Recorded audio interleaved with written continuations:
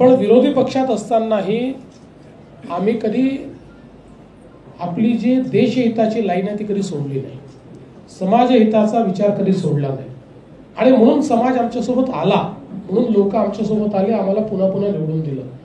आज दुर्दैवाने काँग्रेस पक्षामध्ये ज्या प्रकारे दिशाहीन नेतृत्व दिसत आहे, त्यामुळे ज्यांना काम करायचं आहे, देशाकरता समाजाकरता काम करायचं आहे, त्यांना आपलं भवितव्यच त्या ठिकाणी दिसत नाही. ज्या प्रकारचे निर्णय होतात, आपल्या सैनिकांच्याच विरुद्ध बोललं जातं, सेनेच्या विरुद्ध बोललं जातं, तर आता त्या कार्यकर्त्याने तोंड काय दाखवायचं? जर आपला नेता आपल्या सेनेच्या विरोधात बोलणार असेल तर कार्यकर्त्याने उत्तर काय द्यायचं? त्यामुळे मला असं वाटतं की एक प्रकारे मोठी निराशा ही आपल्याला त्या ठिकाणी काँग्रेस पक्षात पाहायला मिळते आहे.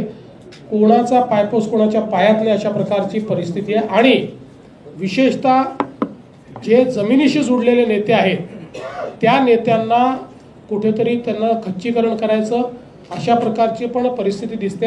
आणि म्हणून आता अशा प्रकारची नेतृत्व सगळं आमच्याकडे येते.